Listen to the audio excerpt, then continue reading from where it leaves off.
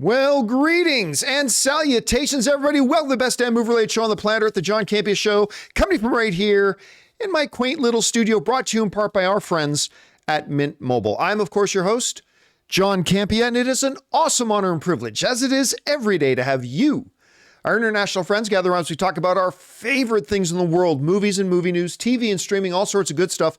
Not just giving you our opinions, but hopefully giving you some information and context so you guys can form your own well-informed opinions, whether they're the exact same or they end up being different from ours. Jonathan Voico is not in the studio today, so I'm running the show myself from inside my office, but I am very lucky to be joined by Chris Carr. Chris, how you doing? I am doing great. I'm coming to you from inside my booth in North Hollywood. Is that where you do like your auditions and some of your voice performances? Yeah. And that's right at home. Yep, right at home, which is amazing. And so a lot of times my auditions are here, but also now a lot of my work is here too. So whenever I have a video game and they don't want me to come to a studio, I can do it from right here and save them money.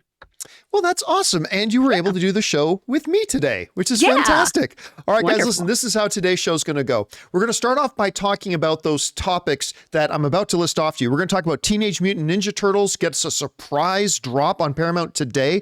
We're going to talk about Elemental has the largest debut on Disney+. 10 things that I think James Gunn's DCU is going to have to do to succeed. The most anticipated shows of the fall of 2023. And the showrunner from Netflix's Daredevil is blasting Disney's Daredevil reboot. We're going to talk about all that stuff. Then after we get through those topics, we're going to go over to our YouTube channel members. And for all of you who are YouTube channel members, thank you so much for being members of the channel. And we ask them every day to send in some topics and questions for us to discuss. And we're going to get through just as many as we can. All right. With that down, let's get things started here, shall we? You know, one of the most pleasant surprise little movies of the year, for me at any rate, was Teenage Mutant Ninja Turtles Mutant Mayhem. I am not a Teenage Mutant Ninja Turtles guy. I mean, I am, but to the degree of the Teenage Mutant Ninja Turtles as the way they were originally depicted in the original black and white comics, right? I like the gritty, dark, violent Teenage Mutant Ninja Turtles more than the cowabunga, skateboard riding, pizza eating dudes. But a lot of people love them. So I wasn't terribly excited about this new one, but I really enjoyed the new one way more than I thought that I would. And a lot of people liked it. It had a 96% critic score, which is crazy. Now, unfortunately, it did not do as well at the box office as it deserved to do. It made $167 million total worldwide, which is not great. It could have been worse, but it deserved much better. I really, really quite enjoyed this film, to be honest with you. And well, out of nowhere, Paramount yesterday announced in a quick surprise, because normally they make these announcements 6 weeks, a month, 2 months in advance when a movie is going to come and drop on their service. Well, they announced that Teenage Mutant Ninja Turtles is dropping on Paramount Plus today. This comes to us from the folks over at The Verge who write, Paramount announced that Teenage Mutant Ninja Turtles Mutant Mayhem will hit Paramount Plus tomorrow in the US and Canada. That's today. The CG animated movie is now the 7th Turtles movie in a line that started with the Better Than It Should Have Been 1990 live action film. Mutant Mayhem is already available to pre-order on 4K UHD Blu-ray, standard Blu-ray, and DVD. So it just kind of came out of nowhere and they dropped it on us. And I'm actually pretty excited that they did, to be honest. Listen, even though these are not the way I like the Teenage Mutant Ninja Turtles to be. I mean, this picture that we have up here, this is a good example of the old black and white comics with the whited out eyes, the grr faces on them and all that kind of stuff. This was a little part in the movie that obviously pays homage to the original black and white comics. But if you can do a movie and have it be charming and fun, and you can get me into the characters and enjoying the characters and liking the characters, and you can make me laugh along the way. Listen, I'll tell you what, this isn't going to be in my top 5 favorite movies of the year or anything like that, but it really charmed me. And I don't get excited about hearing when movies are about to drop on streaming, but I got to admit, I got kind of excited when I heard that this was dropping today. So we're going to have a little viewing party tonight at my place. We're going to get together. I may not be talking about Ahsoka anymore, but I'm going to watch the next episode, and we're going to watch that, and then we're going to watch Teenage Mutant Ninja Turtles Mutant Mayhem. So I am very excited about this. Anyway, Chris, I know you are one of the people that also enjoyed this movie. Heck yeah. Were you surprised, by the way, as I was, about all of a sudden just Paramount saying Mutant Mayhem tomorrow on Paramount Plus? What are the advantages of that strategy? What are the disadvantages? And are you looking forward to watching it on there? I mean, the biggest advantage is giving me such a nice work from home day. Oh my gosh. I'm so excited. I was so pumped too, like we were talking about before the show started. I can't imagine how happy Ray is today. He must just be over the moon that he gets to watch his boys on demand whenever he wants now. I am surprised, though, that by this strategy. It's very, very odd for them to just go and, hey, you got it now. But, Paramount has been so keen on making sure everything is theatrical, right? Movies belong on the big screen. Movies need to go to those exhibitors first and everything. So I think maybe they're just playing it kind of fast and loose, trying to keep it spicy on Paramount Plus. Hey, you probably need to subscribe to this because you never even know when we're going to drop new content. So that could be a thing they're trying out here just to see if this does really well for them on that. I love this movie too. I'm a big fan of Teenage Mutant Ninja Turtles. I hear you on the Domino Mask version. I love my pizza guys. I love my pizza bros. But most people do. Yeah. This breathed new life into this franchise too. So even if you weren't a diehard Turtle fan, this was so fun. Having that actual teenage cast recording together, working off of each other's energy is so palpable in this. And if I'm not mistaken too, they kept things on a pretty tight budget. So it wasn't a huge flop financially, which is great. And Paramount's really, really good about that kind of stuff. So I'm just excited to watch this on repeat. And I'm really excited for my husband to not watch Guardians 3 on a loop for a while. I love that movie, but it is depressing as hell. So it's going to be really nice for this to be our new comfort movie. The other thing too is that I think about this every time something new comes out on Paramount, for example, because like with Teenage Mutant Ninja Turtles coming, it kind of reminds me that Paramount Plus has actually very quietly turned into a pretty nice streaming service to have in your lineup. Like if you're into the Taylor Sheridan shows, which I very, very much am, like all the Taylor Sheridan stuff is fantastic. I really love like Star Trek Strange New Worlds. You got Top Gun on there. You got Teenage Mutant Ninja Turtles on there. I mean, they're just slowly kind of building it up to not a top 2 or 3 best streaming service, but they're doing a nice job, at least making it into something worth having in your lineup if you don't already have too much other stuff. Yeah. All right. Guys, with that down, let's move on to our next topic here, shall we? And that is this. We've talked a bunch about Elemental and how Elemental, the latest, Pixar film, came out of the gate very depressingly slow.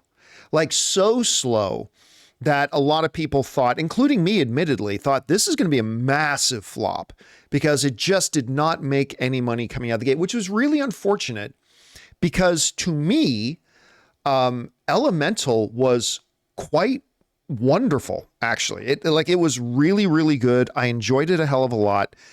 And it had charm. It was funny. It was one of the very few animated feature films that was a legit rom-com, but at the same time, it was an immigrant story. And I just thought it was wonderful. Like not top 5 best Pixar ever, but really, really wonderful. And I thought it deserved a lot better. Well, the quality of the film got out there and people kept going back to see it again and they brought more people to see it. And eventually the film did way better. It closed in on $500 million, which was impressive. Well, now that success has carried over to its debut on Disney Plus because it not only broke the record for the biggest debut of the year, it absolutely shattered it. This comes to us from The Hollywood Reporter, who said the following. The slow burn life of Elemental continues. The film landed the top streaming debut for a movie on Disney Plus so far this year. The streaming service announced on Monday. That follows Elemental's box office journey, which began inauspiciously with a record worst opening for a Pixar film, only for the film to have strong legs and ultimately earn $484 million globally. Now, according to Disney, Elemental had 26.4 million views, or to put it another way, viewing time equivalent to that many complete showings of the movie. Now, here's the other neat thing about this. They did have the number one debut of the year was Little Mermaid at 16 million views in the first 5 days. 16 million views was the record for Disney Plus this year. Elemental did 26.4. To put it into more context, Ahsoka debuted. Its episode had, I think they said, 14 million views in the first 5 days. And that's a very popular series with a lot of people right now. Elemental, 26.4 million. So it kind of shows us that the word got around about this movie, that ultimately quality does win. And you know, Chris, I think you agree with me on this. I think Elemental was also a victim of a couple of different things.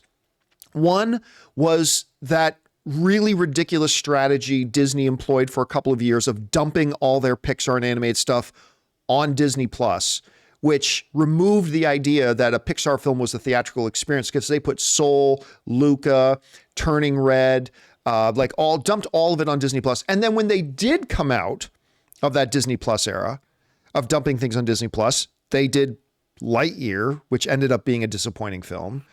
I don't know what they were thinking about making Strange World. I mean, that was Disney animation, but so I have no idea what they're thinking of that. So I think the slow start is kind of a reflection of all that baggage that came along with it. And then as word got around, it really picked up pace. Anyway, Chris, I know you're a big fan of this movie in particular. Are you I am really shocked to see, because Little Mermaid had a great record-breaking debut for Disney Plus of 16. This just blew that, no pun intended, blew it out of the water. What do you think about these numbers and what stands out to you the most? Oh, it's so fabulous that this is doing so well. One, it proves, once again, the strategy of putting something in theaters will make it more successful once it comes to your streaming platform. That tried and true method works, so having a theatrical release first is the way to go. This also really shows, not only did they bumble just how they were doing Disney animated films in general, Pixar animated films, with that whole straight to streaming thing, it also shows how poor marketing really affects a film. Yeah. The marketing strategy here was awful at the beginning. All it did was show us what we already know Pixar does well. It creates entire universes with their own rules and systems, but it didn't get into what Pixar excels at, which is there's so much more depth and humanity below that. And it wasn't until people started learning that this was a romance, that this was some kind of star-crossed lover situation, right, that it was, oh, this is something different. Because otherwise, when you're just seeing how the people exist, how they don't interact with other elements, and how we have Claude heavily featured, it kind of looks like Zootopia 2.0. Yes, you're absolutely right. Yeah, so I feel like this just shows, too, they really need to connect to what the heart of a Pixar film is, because that's what audiences connect to. I know trailers a lot of times, particularly from Disney Studios, can show too much, but this is a case where they just did not show enough of the right stuff, I think. Well, I mean, to your point, I had no idea. One of the things that gives a real layer of depth to this film is the immigrant story of it all. Yes. I mean, that's really at the heart and the foundation of it that leads to that kind of Hatfields and McCoys, star-crossed lovers idea thing with fire and water. But they didn't give us any of that. They showed us a little cute subway thing. It's like, oh, this is going to be a cute, charming little Pixar film. And it's like, we forgot that Pixar films are not films for kids. They are kid-friendly, but they are for everybody of every age and different experiences and stuff like that. And it was a much richer movie, you're absolutely right, than the ad campaign kind of led us to believe it was going to be. So anyway, guys, what do you think about that? I mean, this record-setting kind of launch for them, blowing things like Ahsoka, a very popular Star Wars thing, Little Mermaid, which had the top spot at 16 million. Absolutely incredible. What do you attribute it to? Whatever you guys think, jump down into the comments and let us know your thoughts there. All right, with that down, guys, let's move on to this, shall we? This is really more of a response to a question that I had somebody send to me.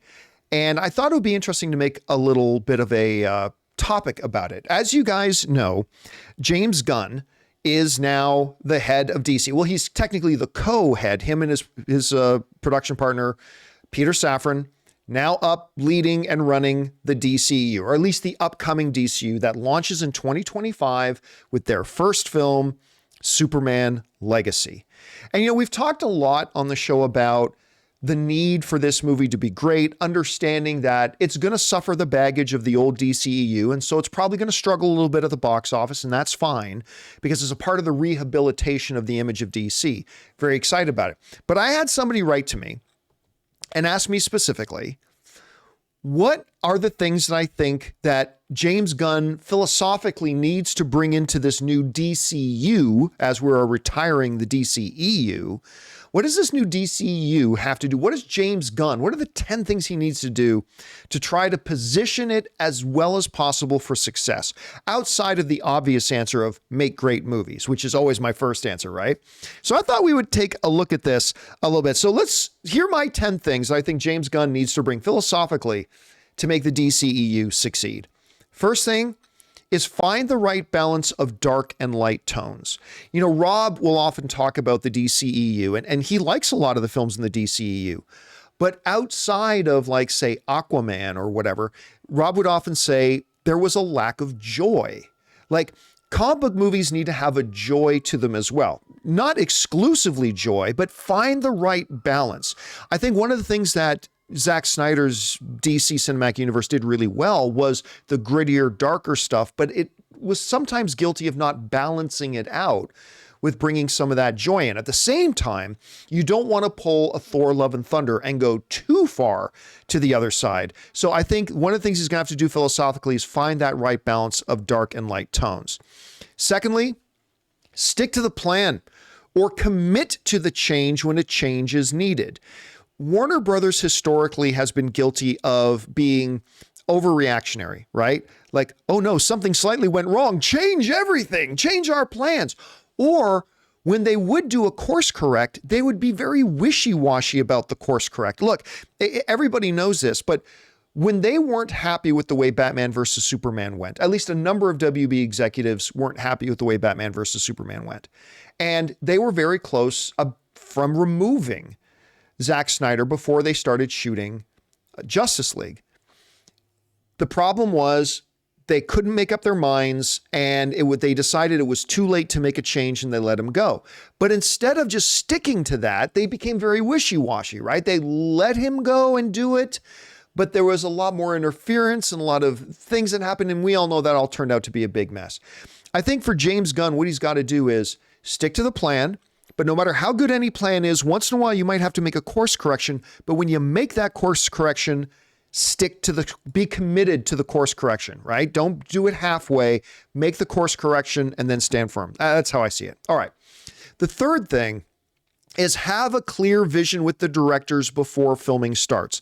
This is something that has pretty much killed the Star Wars universe under Disney. And Disney's put out a lot of great Star Wars stuff too, but ultimately, you know, one of their reputations is that how many projects came and went without ever filming because Kathleen Kennedy and Lucasfilm couldn't get on the same page with the directors, or at least didn't get on the same page before they announced new directors and projects. We saw it with Lord and Miller. We saw it with the Boba Fett movie that they were going to do. We saw it happen with Rogue One. We saw it happen we saw it happen so many times over there. And I think one of the things that James Gunn is going to have to really 100% make sure he does, learning the lesson from Lucasfilm, is when he's bringing directors in, that he 100% makes sure that he is on the same page as those directors and those directors are on the same page as him. So that way there's no surprises once filming starts. All right, number 4, I think tell standalone stories outside of the cinematic universe. This is something that the DCU is doing right now, right? Like we have Joker. We have Matt Reeves as the Batman. I want to see DC continue to do that. Make a great cinematic universe. Yes. But every once in a while, take the handcuffs off and let some talented filmmaker come in and tell a great story with one of your wonderful DC characters outside of that cinematic universe. So not every story that's going to get told has to be handcuffed to the DCU. I want to see them continue doing that. All right. Number 5, I really want to see them tell personal stories. Now, it's great to make a Batman movie about how Batman saved Gotham from, an alien invader. Okay. A story about Batman doing something is fine and great, and we need those movies. But I also want to see a movie about Batman. Like, one of the great things about Matt Reeves' The Batman is that, yeah, it was about Batman stopping the Riddler. But really, at its heart, this was a story about Bruce Wayne. This was a story about Batman. One of the movies that really did this really well was Zack Snyder's Man of Steel. Yes, it was ultimately about Superman stopping the invading Kryptonians, but really at its heart, it was a movie about Kal-El. It was a movie about Superman. And I want to make sure that in telling these grander stories about big events, that they also make sure just to tell personal stories as well. I think that's really key. Going to Zack Snyder's Justice League movie, by the way, staying on 5 for a second, I think the biggest improvement about Zack Snyder's Justice League, the HBO version of Justice League, over the theatrical version, was the additional footage and scenes with Cyborg. And they really made, because those extra scenes with Cyborg really made it personal about him and understanding his heart and his soul. And I think that was the biggest improvement that made. Anyway, number 6.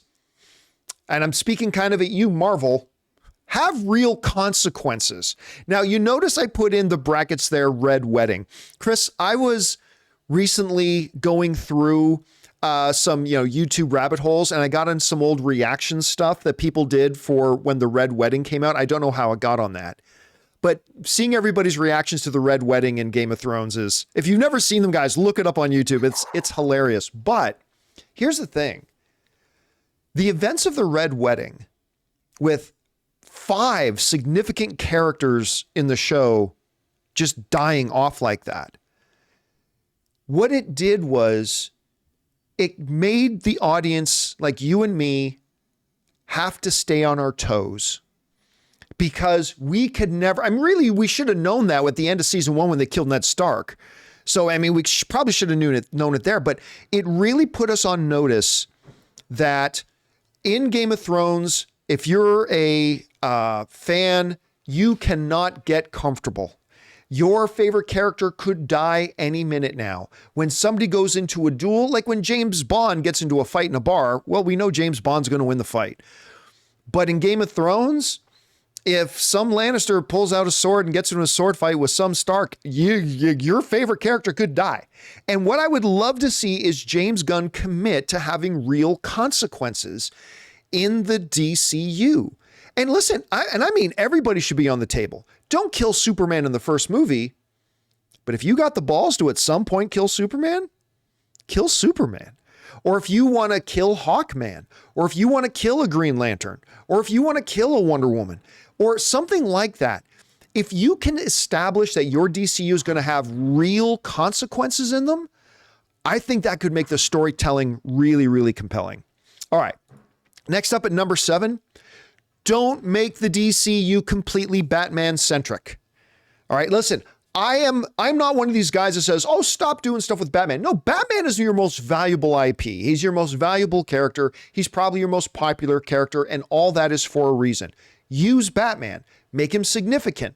Just make sure your entire DCU doesn't completely revolve around Batman, right? Because we've got Matt Reeves' Batman. We're going to have your Batman in the DCU. We got animated Batman going on. Look, there's a lot of Batman out there. Just make sure that while he's one of the main figures, don't make him the figure that everything else revolves around. Number 8, please don't overexpand with dozens and dozens and dozens of characters. I understand, but John, in the comics, there are 500 characters. I know, I get that, but this is a cinematic universe. And I think one of the things that has hurt Marvel a little bit is that, honestly, their superhero population is just too big now, right? We've gotten to the point in Marvel that there's nothing special about a superhero anymore, because there's a superhero on every street corner, patrolling for crime.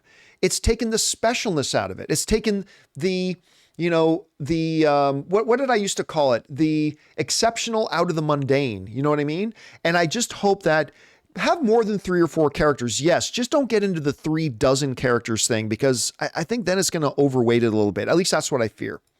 All right. And number 9, take advantage of your rich villains. And what I mean by that is, look, don't be afraid, if it's telling the right story, to have Scarecrow in there and kill him off in one movie. That's fine.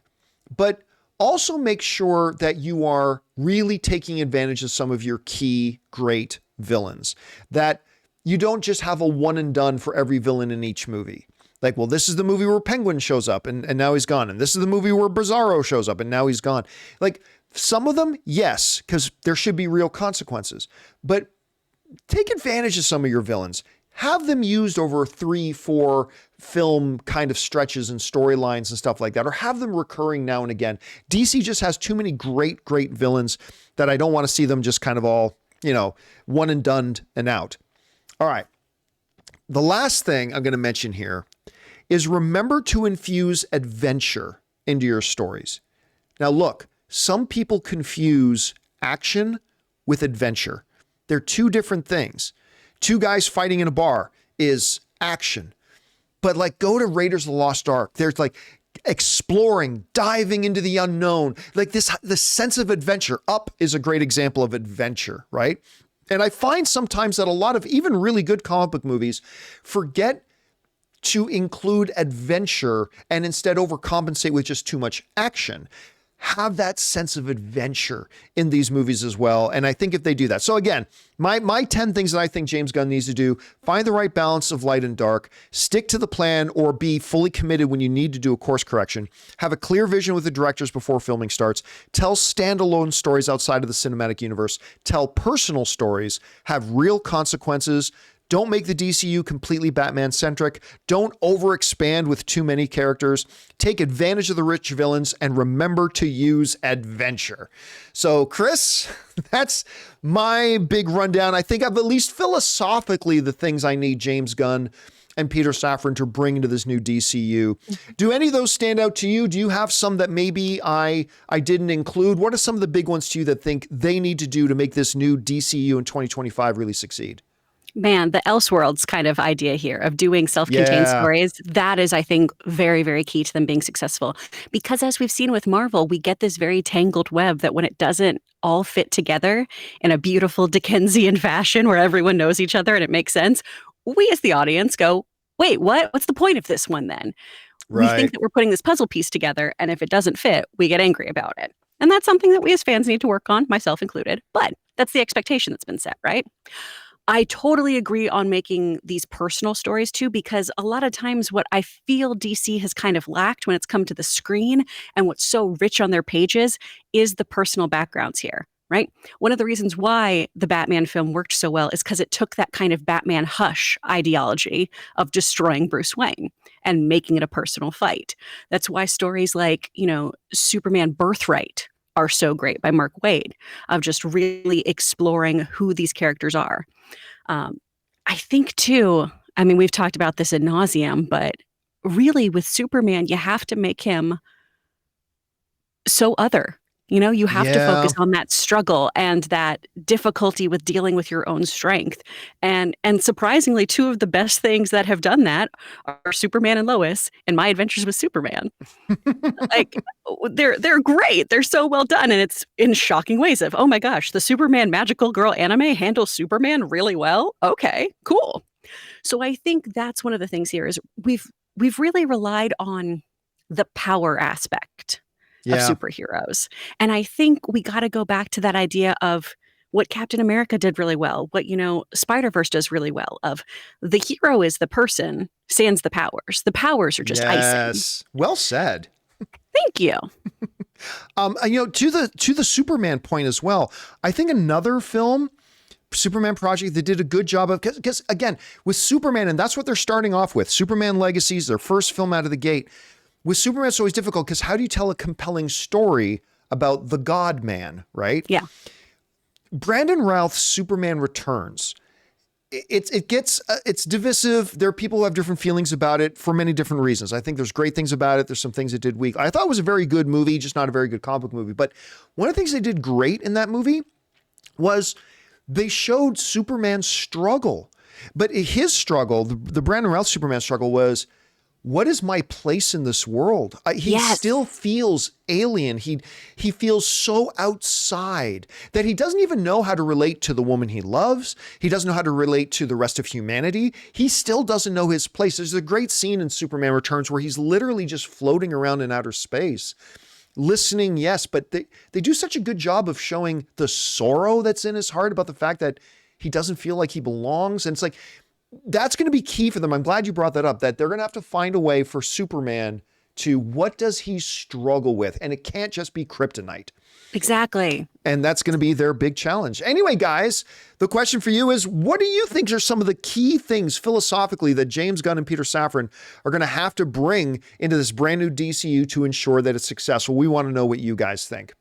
All right, guys, listen, we still got to talk about the most anticipated shows coming up in the fall of 2023 now. There's a whole bunch of brand new ones. We're going to quickly touch on 33 of them. So hang in there. Also, the Netflix Daredevil showrunner is kind of blasting the Disney Plus reboot. We're going to talk about why. But before we do all that, we're going to take a second and hear from a couple of sponsors of today's episode of the John Campea Show podcast, our friends at Rocket Money and my favorite oral health provider, Quip.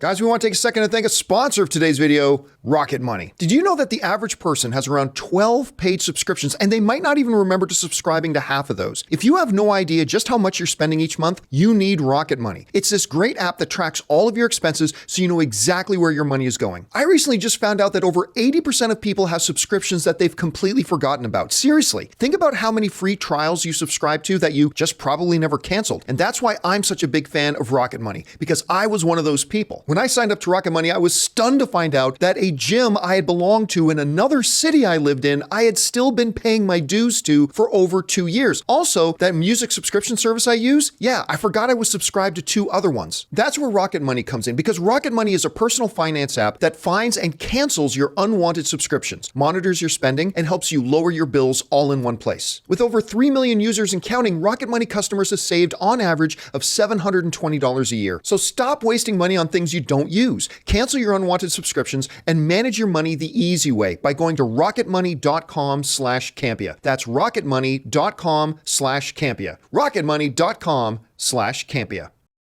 Guys, we want to take a second to thank a sponsor of this video, Quip. Guys, you know that good health starts with good habits, and Quip makes it easy by delivering all the oral care essentials that you need to care for your mouth. For example, their incredible electric toothbrush. Guys, I've been using electric toothbrushes for years, and this is easily the best one I've ever owned. Timed sonic vibrations with 30-second pulses to guide a dentist-recommended 2-minute clean. A lightweight and sleek design for adults and kids with no wires or bulky charger to weigh you down. Reusable handles in a range of sleek metal hues, as well as bright plastic colors, sure to make a pop on your bathroom counter. Skip the batteries and snap into healthy habits with the new rechargeable electric toothbrush. All the features of the original Quip, plus one magnetic charge, powers up to 3 months of brushing. In addition to brush heads, Quip also delivers fresh floss, toothpaste, mouthwash, and gum refills every 3 months from just $7. So if you go to getquip.com/Campea right now, you'll get 20% off any electric toothbrush, mint and gum dispenser, or water flosser. That's your 20% off any electric toothbrush, mint and gum dispenser, water flosser at getquip.com/Campea.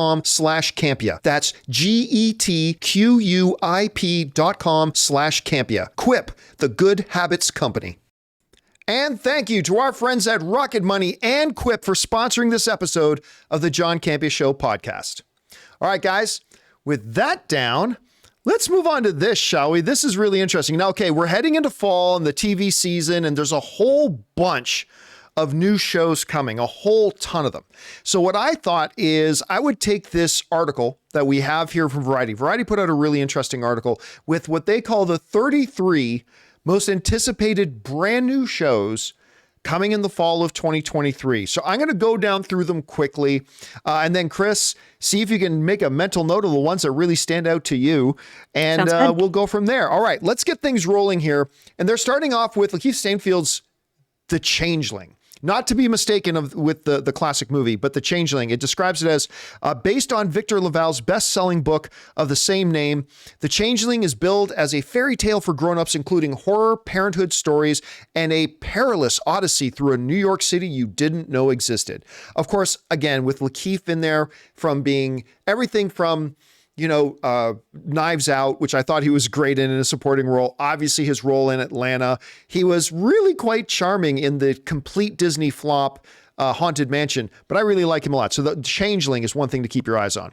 All right, next up, it's already started, but The Walking Dead, Daryl Dixon.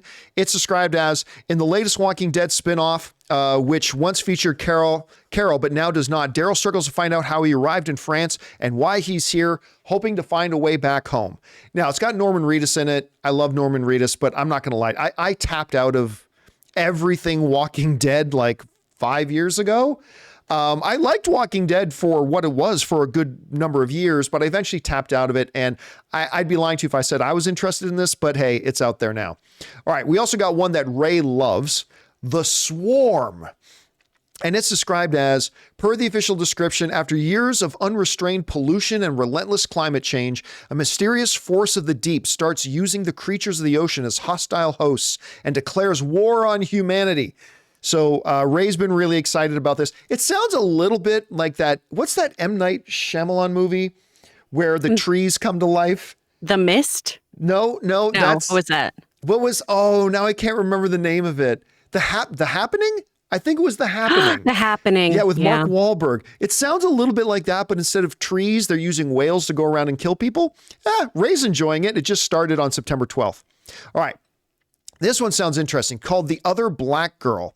And this one is described as the drama based on Zakiya Dahlia Harris's novel follows editorial assistant Nella, the only young black woman at her company, who finds comfort when that finally changes. However, upon meeting Hazel, she quickly realized something sinister is going on at the company. What's got me interested about this is the combination of the description with the fact that it's Hulu. Hulu puts out some really good original stuff, and I think this one sounds pretty interesting. Next up, I got to admit, I'm very, very interested in this, is Wrestlers. This is a docuseries. Now, from the team behind Cheer and The Last Chance U, this 7-part docuseries follows the members of Ohio Valley Wrestling in Louisville, Kentucky, the wrestling gym that Brock Lesnar, The Miz, John Cena, Dave Bautista, and Randy Orton all trained at. Acclaimed wrestler Al Snow now struggles to keep the doors of the gym open and has to sell a majority of the stake to businessmen who give him the summer to turn things around and somehow save the gym. This is real drama, Chris. This is real drama. And I'm looking forward to this. This is going to be on Netflix. This one's going to be on Netflix. All right. Next up, Buddy Games. In the new competition series, so reality-based show, in a new competition series based on Josh Duhamel's own childhood tradition, 6 teams of long-term friends relive their glory days and compete in an assortment of absurd physical and mental challenges in the outdoors while bunking together in the same house. So it's got a little bit of a feel of Big Brother, a little bit of that. Again, we're going to see a lot of shows coming out soon that don't use writers, that are quote unquote reality based things. I've seen some commercials from this. I'd be lying to you if I said I was interested. This one's coming out on CBS. That sounds like my personal nightmare. I have to be outdoors and play games and bunk with people. No, thank you. It's like everything that Chris does not want to do. Everything I hate. All right. This one sounds kind of interesting. It's called Wilderness. And while Liv and Will appear to have a glamorous, solid marriage and life in New York, that all changes when she finds out that he's having an affair. He convinces her to take her dream road trip, trying to make amends. She agrees, seeing it as a very different prospect, a landscape where accidents can happen all the time, and the perfect place to get revenge. This actually sounds pretty good to me. It's coming out on Amazon Prime. I like the description of it. Jilted lovers movies and stories always kind of get me. I don't know why. Then we got an old Australian show that's been saved and is coming to North America now, called Neighbours. The Australian soap opera was canceled in 2022 after airing more than 3 decades, having launched the careers of Margot Robbie, Russell Crowe, the Hemsworth brothers, among others. Robbie even came back for what was thought to be the series finale. Later that year, though, Amazon Freevee rescued the soap, and the revival will pick up 2 years after that 2022 finale. The show will once again focus on the lives, loves, and challenges of the residents of Ramsay Street in Erinsborough, Australia, a fictional suburb of Melbourne. This is going to be, as it said in there, on Amazon Freevee. I've always heard of this show because of all the careers it launched. I don't have any interest in this myself. Have you seen the clip that's going around social of Margot and Liam Sean? No, I didn't know they were in the show at the same time. They were in the show at the same time. It's this ridiculous scene with the most stilted dialogue where Margot is just like, I just know you want to sleep with her. And he's like, It's great. That is the ultimate response every guy should have when their girlfriend says, I know you want to sleep with her. All right. Next up, we got a show called Supermodels, which is fans of the David Fincher directed George Michael video for Freedom 90 Take Note. The 4-part series explains how Naomi Campbell, Cindy Crawford, Linda Evangelista, and Christy Turlington dominated the elite modeling world while illuminating a bond that single-handedly shifted the power dynamic of an entire industry. The doc also features interviews with acclaimed designers and photographers. This one is coming to Apple TV Plus. And listen, I don't give a crap about modeling or anything like that, but this sounds interesting to me. I'm probably going to check this out. All right. Then, of course, we got The Continental from the world of John Wick. Of course, the first trailers have dropped for this thing. Everybody's really excited about it. The 3-part streaming prequel series, which migrated from Stars to Peacock, explores the origin behind the iconic hotel for assassins, centerpiece of the John Wick universe, through the eyes and actions of a young Winston Scott, and he's dragged into the hellscape of 1970s New York City to face a past he thought he had left behind. Of course, this is coming out on Peacock. Everybody's excited about this, and I hope it's as good as the trailers make it look up to be. All right, then we got a show called Still Up. The 8-episode romantic comedy is set in the after-hours world of insomniacs Danny and Lisa, who have no secrets except their feelings for each other. This one's coming out on Apple TV Plus. Honestly, the fact that it's Apple TV Plus is the only reason I have any interest in this. Apple TV's got a pretty impressive batting average right now, so maybe I'll check this one out. Then there's one I've seen a lot of commercials for, especially during football, Krapopolis. This Dan Harmon-produced animated series, first ordered by Fox in June of 2020, is set in Krapopolis, in the mythical ancient Greece.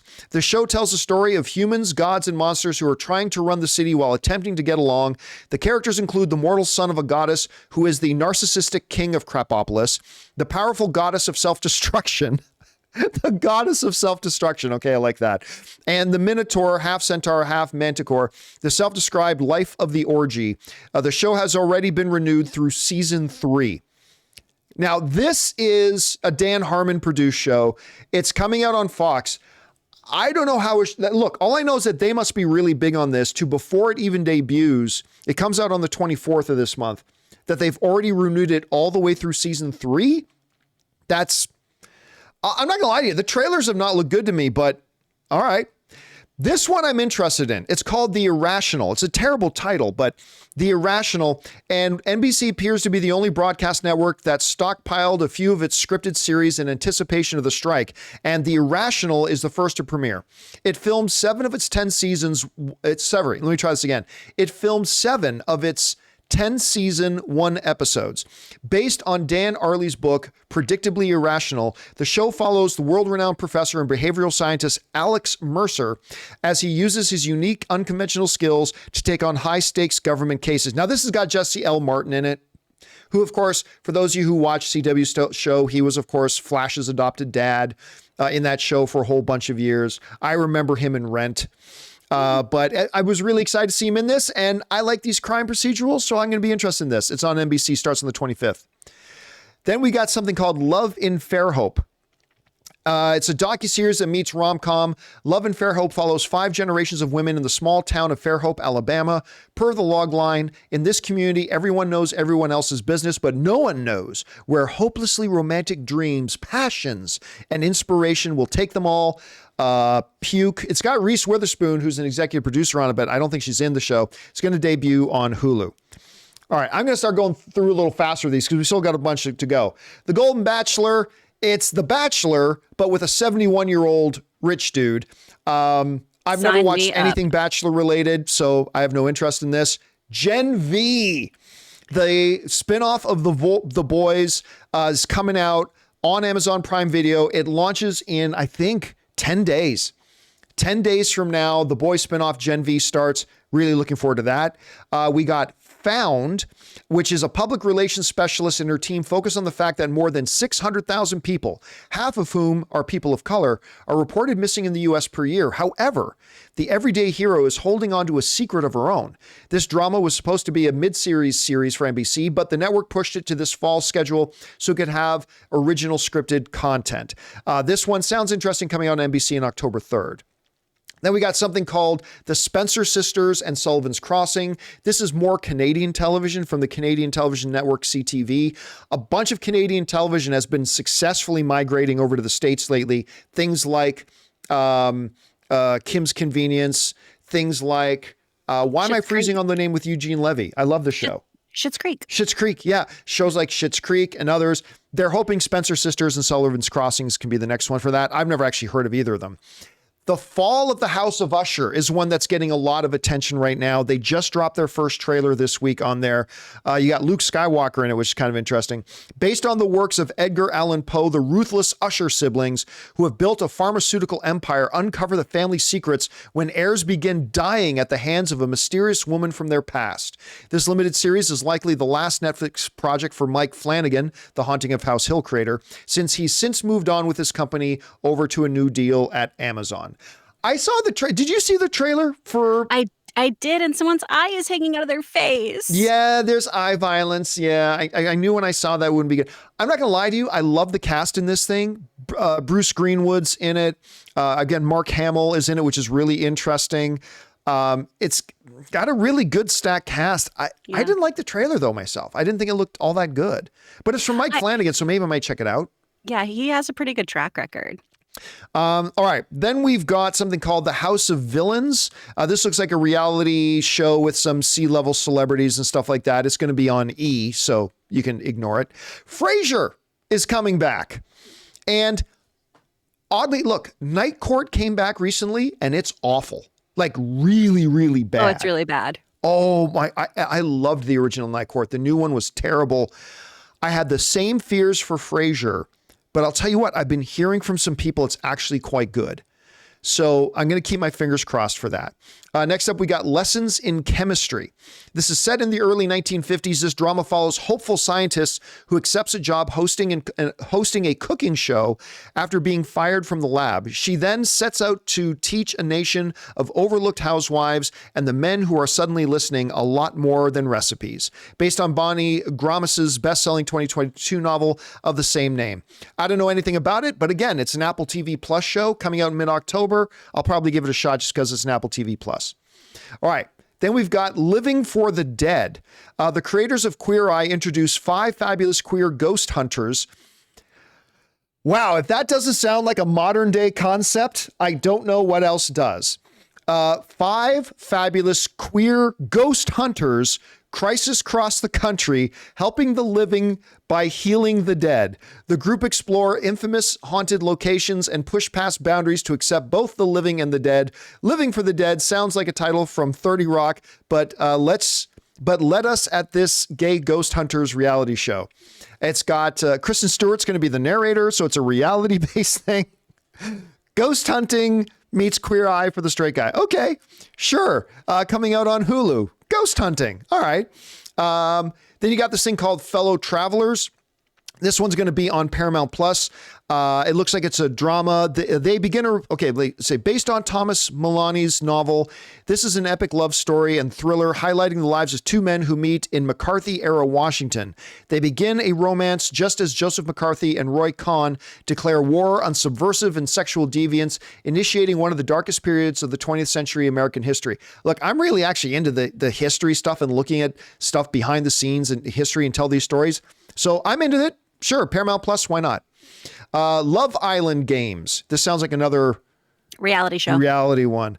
Yeah. The Love Island spin-off series features fan favorite islanders from US, UK, and Australia as they arrive for a second shot at love and an all-new competition. The dramatic series, will stream 6 days a week on Peacock. Chris, I got to ask you, have you ever watched an episode of Love Island?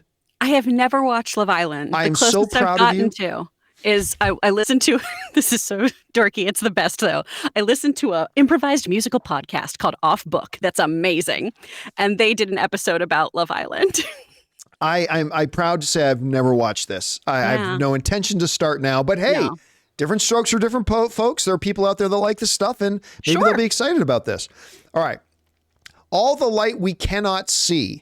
This is a 4-part limited series, tells the story of a blind French girl and her father who, per the Netflix logline, flee German-occupied Paris with legendary diamond to keep it from falling into the hands of the Nazis. Along the way, they find surprise connections in people, hope, and faith. Based on Anthony Doerr's Pulitzer Prize-winning novel from 2017. This sounds great to me, actually. So it's going to be on Netflix November 2nd. I love these types of stories. Sign me up for this one. 4-parter is interesting too. You don't often see Netflix do stuff like that. No. Then we've got something called The Buccaneers. It looks like another period piece. The 8-episode drama inspired by Pulitzer Prize-winning author Edith Wharton's unfinished final novel of the same name tells the story of a group of fun-loving American girls in 1870s London set to find a husband and, in turn, kicking off an Anglo-American culture clash in the land of the stiff upper lip is infiltrated by a refreshing disregard for centuries of tradition. Nah. Imogen Waterhouse is in it. That's interesting. Apple TV Plus, November 8th. Then we've got another new show coming called Murder at the End of the World. In this mystery series, a reclusive billionaire invites a Gen Z amateur sleuth and tech-savvy hacker, along with 8 other guests, to take part in a retreat at a remote location. It sounds like the beginning of most 1960s horror things. When one guest is found dead, the young detective skills are put to the test. I don't know, this kind of sounds like a Knives Out kind of ripoff or something like that. Anyway, this is going to be on FX. We'll stream on Hulu. Comes out November 14th. Then I know a lot of people have been excited about this. Scott Pilgrim Takes Off. The 2010 movie Scott Pilgrim vs. the World did not do well at the box office, but has since become a cult classic. In this 8-episode animated series featuring the original cast and based on Brian Lee O'Malley's graphic novels that led to the film, Scott Pilgrim must defeat the evil exes of the girl of his dream. Do you know much about? I know you mentioned this. I think you were the first person to mention this one to me. Is this something you're looking forward to? I'm so excited about this. I love these comics. I loved that movie. Bring it on. I'm so pumped. And it's the original cast. It's all the original cast. Yeah, it's all the original voice guys, which is pretty interesting. Yeah. All right. Next up, we got something called Bookie. Just that image makes me interested. Chuck Lorre's first show for Max and his first and only streaming show since the Kaminsky Method, which was a big hit for them for Netflix. Mm-hmm. In this buddy comedy, a longtime bookie and his partner in crime struggled to survive amid the impending legalization of sports gambling in Los Angeles. I love it already. This is going to be on Max. What happens to sports bookies once sports betting becomes legal? I love the idea. I've not even heard of this show, but I'm so down. It's going to be in Max in November. All right, then this is one we've been talking a lot about. Monarch, Legacy of Monsters. It's the new Godzilla show that's going to be on Apple. This sci-fi drama is in partnership with Legendary and is from the same cinematic universe as Godzilla, Kong Skull Island, Kong King of the Monsters, and Godzilla vs. Kong, and the upcoming sequel, Kong X Godzilla, The New Empire. Taking place after the Godzilla and the Titans battle confirm monsters are real, the show tracks 2 siblings following in their father's footsteps. Well, we've talked about this on the show before, what the synopsis of the show is. Listen, I got to tell you, I thought the trailer for this was great. I'm very excited about it. We'll see how it turns out. It is scheduled to come out in November on Apple TV+. Then we've got Faraway Downs. The 6-episode limited series is a reimagining of Baz Luhrmann's 2008 film Australia, comprised of footage captured for the movie and an expanded version of the story with a new ending. This is with Nicole Kidman, Hugh Jackman. So really, they're taking the movie, adding additional footage, and then editing it and reimagining it as a series? I don't know about that. I don't know about that either.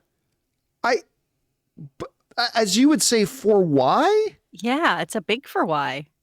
Huh. Anyway, apparently this is going to be a Fox. No, it's going to be on Hulu. Okay. In November. And yeah, so that's all of them, Chris, that we have there. I mean, obviously some of the big ones. We've got the Godzilla one, very excited about. Yeah. The Scott Pilgrim one is one a lot of people are excited about. The John Wick one, A lot of people excited about that. Some of those dramas sounded pretty, especially the period piece one. Apple Plus has a couple of interesting looking ones. Any one of those like really stand out to you that you're excited about? Man, what you just talked about, I'm very, very here for. I am very excited about The Changeling. First of all, Apple TV, Lakeith, Grown Up Fairy Tale, say less. Like, I'm here for it. I'm excited about it. I love everything they put forward. The other black girl looks like Severance meets Sorry to Bother You, plus has Eric McCormick. So I'm very interested in that because it looks very mysterious and like something nefarious is going on there. You know what else it sounds like a little bit? Remember Red Eye? With Rachel McAdams, which the trailers made it look like it was a supernatural horror movie. It is not. No. But so it doesn't remind me of the ad campaign, but it actually, the other black girl sounds a little bit like the tone and feel that maybe Red Eye had a little bit, where something that you think is good that comes in your life isn't so good. That sounds interesting to me. Yeah, I'm really interested in that one. And then, the Jesse L. Martin procedural. You know me, I love murder. Let's go. Let's go. As long as they don't touch the eyes. As long as they don't touch eyes, they can do anything else. Murder is great. It's so fun. All right. With that down, guys, let's move on to this, shall we? Now, there was a lot of excitement got generated when Marvel announced that they were bringing back Daredevil. Daredevil, of course, is one of the greatest superhero television shows. I don't think it's the greatest, but it's right up there. I mean, it's fantastic. I loved all 3 seasons. Charlie Cox, Vincent D'Onofrio was born to play Kingpin. Loved it. Now, a lot of people then started getting a little nervous when it started becoming apparent that this is not actually the exact same Daredevil. It's not Daredevil season 4. It's new iterations. We got some recastings done. Some characters that were there in the original show are not going to be here. All that kind of stuff. But, I think there's still a feeling of excitement. I still think there's a general feeling of excitement about the show. And the fact that it's going to be like 18 episodes, which, completely bucks the trend of what Disney Plus has been doing on their stuff with crappy 6-episode seasons and whatever. So that's good. However, not everybody loves what they've been hearing coming out of, Disney and the whole return and the way it's returning. Because there are some people, including Stephen DeKnight, who was the showrunner of season 1 of Daredevil on Netflix. And by the way, he's also the showrunner of one of my top 3 all-time favorite shows, Spartacus, which also starred Aaron Cummings, was in that. I love Stephen DeKnight. I think he's great. But crying kind of foul and talking a little bit about why, instead of doing a proper like Daredevil season 4 and just taking that show and continuing it, he thinks there's ulterior motives for what they're doing. This comes to us from the folks over the Direct. Now, somebody got on the service formerly known as Twitter and wrote this. And not only did they cancel Daredevil once crew got full raises and holiday/vacation pay, the Disney Plus reboot is back to the season 1 IATSE contract terms. It is a effing scam. I wonder if Stephen DeKnight knows that. To which Stephen DeKnight actually responded and said, it is an old Disney scam where they rename a series to reset contract terms back to first season. Needs to be addressed by all the guilds, unions, and crushed. All right. Now, I'm not going to pretend that I have a lot of insight into how this particular thing works. But basically what's being suggested here, and Chris, maybe you can speak more directly to this, is the fact that there is certain rules that shows follow in contract terms. In the first 3 seasons under the IATSE contract, under the first 3 seasons, crew and all that kind of stuff for these shows gets paid a certain amount that's more limited. And they get limited benefits and stuff like that for the first 3 seasons. But once a show goes into a 4th season, salaries go up, benefits increase, all that kind of stuff. And what Stephen DeKnight is kind of suggesting here, Chris, is that one of the reasons that they're still bringing over Charlie Cox, still bringing over Vincent D'Onofrio, but they're changing it and making it a new show. He says their motivation is strictly because they don't want to pay IATSE members 4th season wages. They don't want to pay IATSE crew members 4th season benefits.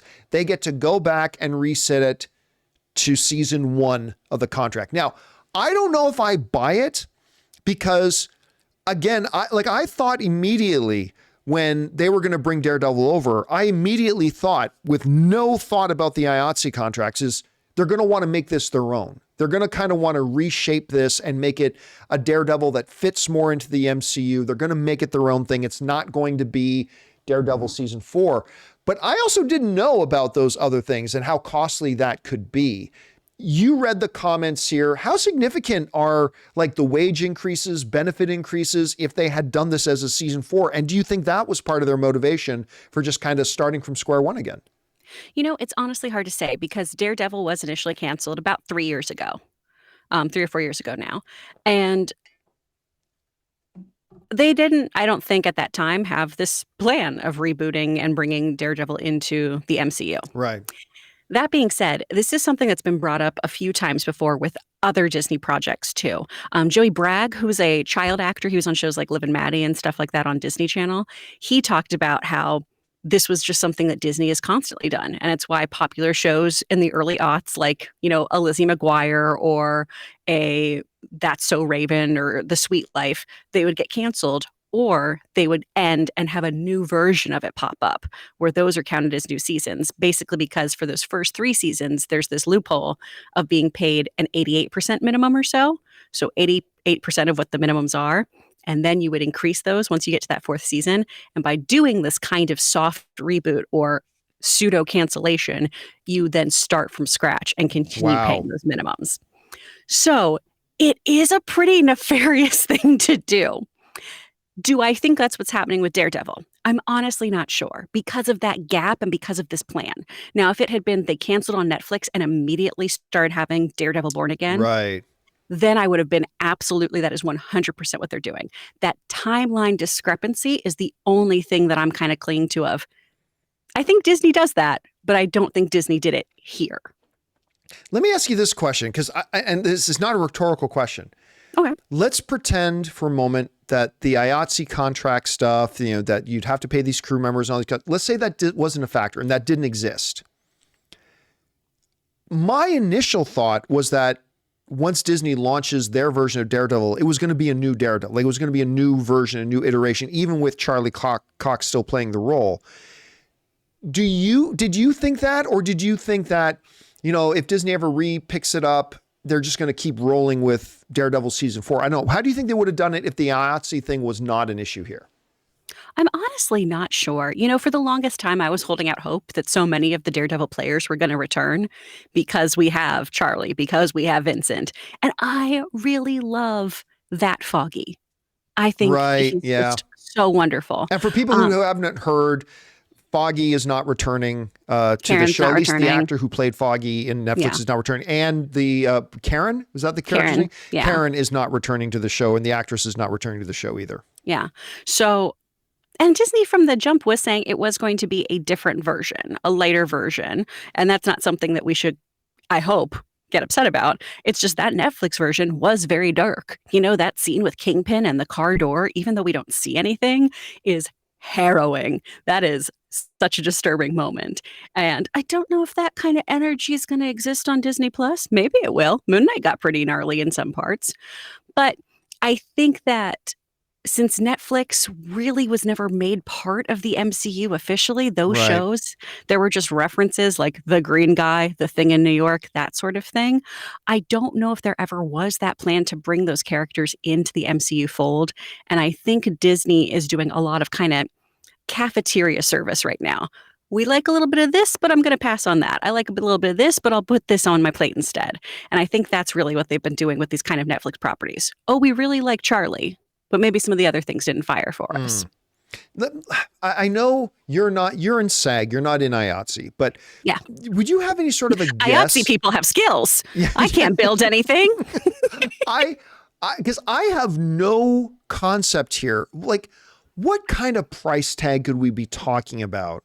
Like, what would be the difference between what Disney would have to pay out with this being a new show versus if they said, this is Daredevil season 4? Because you mentioned like it was 88% of pay scale for IATSE. Remember, we're not talking about the actors. We're not talking about the $1 million paid actors. We're talking about crew.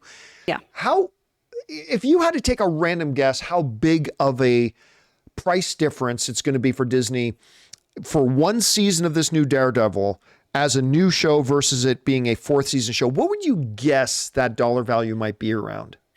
It's hard to say, because if that 88% number is correct, right, we're then adding a minimum of 12% onto everybody. For the not the actors though, not the directors. Everyone in IATSE. Right. Right. So you are looking at this 12% increase. What that actually is, I am not educated enough to know what crew members make. Certainly not enough. Certainly not enough for what they do and how much hard work they do. Because crew members, you got to remember too, when we talk about actors being like, oh, I had to do overtime for a 12-hour day. The crew is there for so much longer. Yeah. And it is usually very physical labor. And they're also there to make sure we're safe, things look good, all that good stuff. So I'm not sure what that number would be, but I'm guessing for a company like Disney that, while so family friendly and so lovely, and I've worked for them before and I hope to work for them again, is known for being pretty strict and brutal with making those pay cuts where they can. So I'm guessing that whatever that 12% number is, it's enough to make the executives go, oh, no, that can't be budgeted in here. We got to use that for something else. See, because on the surface, I don't think this IATSE thing has anything to do with it. But if some accountant came to me and said, oh yeah, the difference between them making this a new show and a season 4 is about $150 million a year, I would then become suspicious.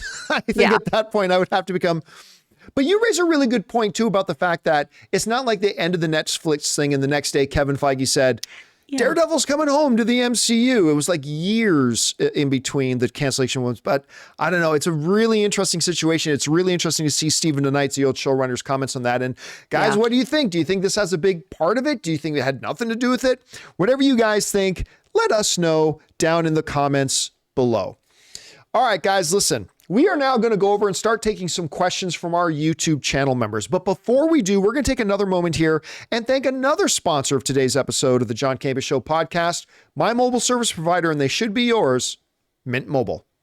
Guys, we want to take a second to thank a sponsor of today's video, Mint Mobile. Signing your life away to a big wireless provider is kind of like being trapped on a roller coaster from hell. Sure, it looks like fun at first. They probably even threw in a free phone, but now you can't get off. Month after month of insane bills and unexpected thrills, like overages and surprise fees. If that sounds like your current big wireless plan, it's time to get off the ride with Mint Mobile. For a limited time, wireless plans from Mint Mobile are just $15 a month. That's unlimited talk, text, and data for just $15 a month. You guys know before I came to Mint Mobile, I was paying triple what I am paying now on the standard big wireless plan, and I will never go back. All plans come with unlimited talk, text, and high-speed data delivered on the nation's largest 5G network. Use your own phone with any Mint Mobile plan and bring your phone number along with all your existing contacts. To get your new unlimited wireless plan for just $15 a month and get the plan shipped right to your door for free, go to mintmobile.com/Campea. That's mintmobile.com/Campea. Cut your wireless bill to just $15 a month at mintmobile.com/Campea.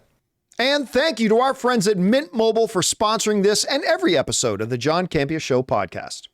All right, guys, with that down, let's get over to the questions coming from our YouTube channel members, shall we? And we're going to start off here with Chip Crisper, who writes, hey, John and crew, since we're a bit past the halfway point of the year, I was wondering, what are your top 5 films of the year so far? Thanks, and bring on the filthy. Well, I don't like to put together lists off the top of my head, but I will tell you my favorite film of the year, Chris, is still Spider-Man Across the Spider-Verse. Oh, yeah. And then I'm not ready to put them in order yet, but the others would probably be Oppenheimer, Air, and Dumb Money would have to be on my list right now as well. I'd have to sit down and go through the others, but those are amazing. Across the Spider-Verse, still my number one. Oppenheimer, Air, and Dumb Money are going to have to be up there too. There's still a lot of great films to come. Do you have some favorites of the year so far? Oh, man. I mean, definitely Spider-Verse. Loved Barbie, and I loved Oppenheimer. What a great double feature that was. And I still have to see Dumb Money. I haven't seen it. Instead, I'm seeing Barbie again in 4DX for some reason. I cannot wait for you to see Dumb Money. It's so good. I can't wait to go back and watch it again, to be honest. All right. Next up, we got Zihos, who writes, Hey, Campea crew, a couple of friends and I went to LA over the weekend. Nice. And I had the chance to go to the Chinese Theater and the Star Walk. Truly a wonderful experience for a cinema fan. Also went to Universal Studios Hogshead. I think you probably meant Hogsmeade. Really pulled you into that world. What's next to check out if I ever go back? I mean, look, there's so many things in LA. Like, Chris, people always ask, what should I do now? Like, look, there's so much things to do in LA. If you're an outdoorsy person, hike up to the Hollywood sign. That's pretty cool. Go visit Santa Monica. Go visit the Santa Monica Pier. That's actually a pretty fun thing to do. And see if you can get a studio tour, either over at Warner Brothers or something like that. Do you have any things that you tell people who are coming to visit LA, things they need to do? Oh, to check the Cinespia or Street Food Cinema schedules. Because Cinespia is so fun, where you go and see a movie in the Hollywood Forever Cemetery. Like, that is a really, really good time. All right. Next up, we've got Joey Hawkins writes, hey, Campea crew, in regards to streaming residuals, could the licensing fees that Amazon and Netflix pay for outside library content, Suits on Netflix, for example, be used to pay residuals as a center ground? Thanks, and bring on the filthy. I mean, any source of revenue could be used as a piece of a residuals system. I don't think they should. But it is one of the options. I mean, this is the thing. A lot of people still talk about residuals like the way they were in the 1960s, 1970s, 1980s, right? But the world is different. It's a completely different thing. The trick that everybody is trying to do right now, because even though, I mean, Chris, I don't believe in residuals. That being said, residuals is something that the studios say, we do want to find out a formula, a new way for figuring out what residuals are. The unions clearly still want to have residuals. They're going to come up with some sort of residuals thing. I don't know what it's going to look like. I don't know how much it's going to be, but at some point the two sides are going to create some sort of residual system, but it's going to be completely different from the way it used to be. And how to calculate that out. Like, for example, Netflix didn't pay much to the owner of Suits to license it on Netflix because it was a small show. I mean, yeah, it blew up, but they don't have to pay any more money for it. And those billions of views it got, it didn't actually generate any revenue.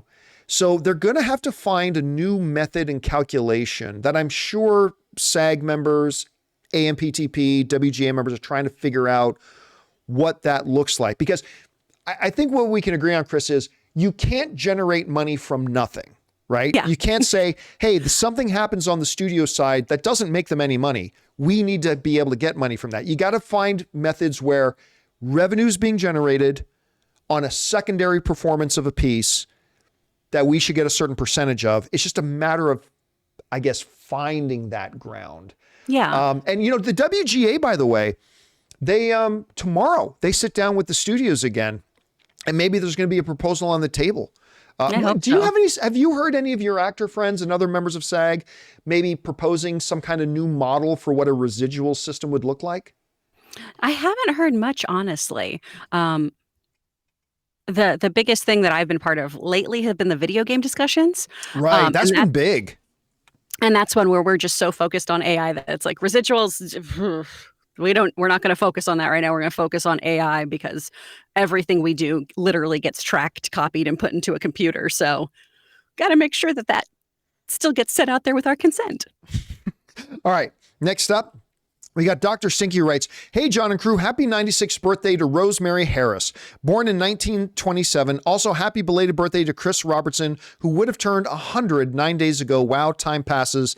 All love, bring on the filthy. I know she's done a million other things, but I only, off the top of my head, only really know Rosemary Harris for playing Aunt May. In the Spider-Man films. But even when she popped up in Aunt May, you see her like, oh, I've seen her in other things. I just don't know what they are off the top of my head. She's always Aunt May. But oh my God, happy birthday, born in 1927. That's awesome. Okay, let's see. Next up we have, if I can get this brought up, there we go. Ulatan writes, Hey, Campea crew, I've been curious about this topic since I recently got a permanent residence to live in Canada. Congratulations. Do actors who film movies in foreign countries, for example, Canada, have to get a work permit? Would they get paid in foreign currency as well?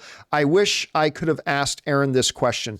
I believe you do have to get, whether it's a work permit or a special temporary visa, I think you would have to do that. And you're right, Aaron would be perfect to answer that because Aaron worked on a number of shows up in Canada, including Flash and things like that.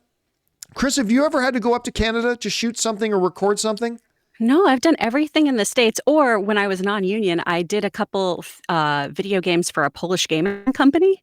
But that was when I was a non-union actor. So they just like PayPal'd me. So you do have to get a work permit, though. And that is a great question for Miss Erin Cummings because she was constantly up there and constantly will be.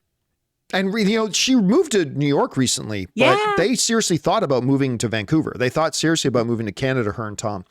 And yes, as long as it's an American production, they would get paid in American dollars. Yeah. Because unless she went up to Canada to shoot a Canadian production of a Canadian movie or a Canadian show, but otherwise she would get paid in American dollars.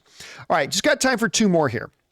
Dakota Moon writes, I'm not sure if you all have addressed this or not, but what is your take on the Rotten Tomatoes /PR bot reviews situation? We have addressed this, but I'll touch on it again here.